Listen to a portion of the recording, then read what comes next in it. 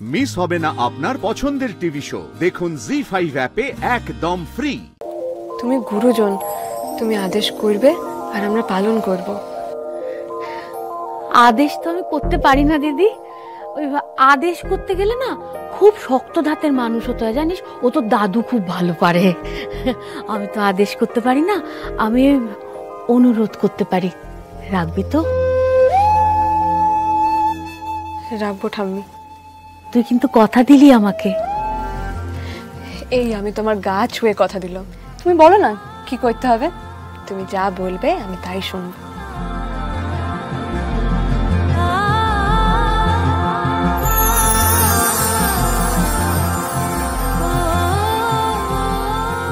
দেখ দিদি, যেভাবেই হোক বিয়েটা তো তোদের হয়েছে। বিয়ের পর না ওই স্মৃতি ফাঁকা রাখতে নেই মা, স্বামীর অমঙ্গল হয়।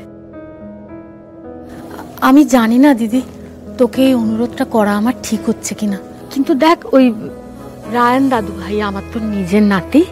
আমি তো ওই পুরোনো দিনের মানুষ দিদি। আমি বিশ্বাস করি জানিস ওই জন্ম মৃত্যু বিয়ে তিন বিধাতা নিয়ে।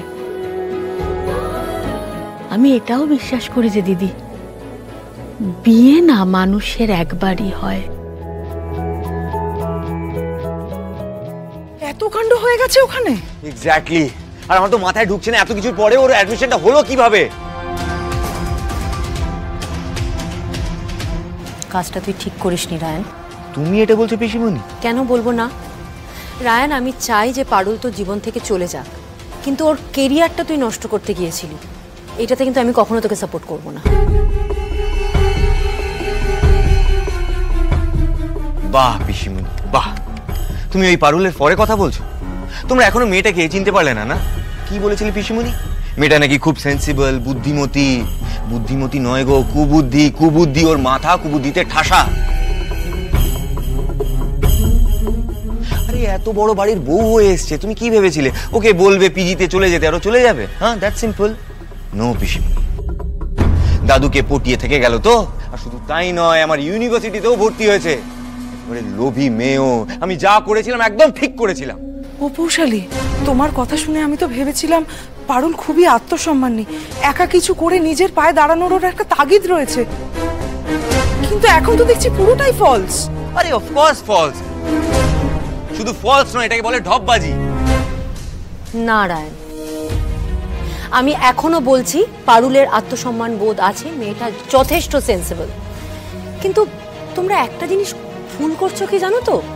ও কিন্তু বাবাকে কনভিন্স করতেই গেছিল। কিন্তু একটা কথা বলো তো, বাবাকে কনভিন্স করা কি এতটাই সোজা? ভুলটা আমারই। আমি ভেবেছিলাম পারুল বাবাকে ঠিক কনভিন্স করে নেবে, কিন্তু আমার মাথায় ছিল না যে পারুল তো একটা বাচ্চা মেয়ে। আমরা এত বছরে বাবাকে কোনো কিছুতে কনভিন্স করতে পারিনি, আর ও সেখানে কি করে পারবে কাজটা?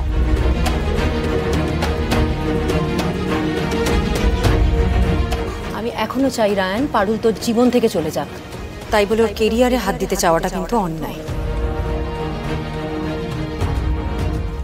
এটা ধর দিদি, স্মৃতিটা রাঙিয়ে নে। তোর পুণ্য বলে আমার দাদু ভাইয়ের পুণ্যের ঝুলিও ভরে উঠুক মা। জি5 ডাউনলোড করুন আর সব এপিসোড দেখুন একদম ফ্রি।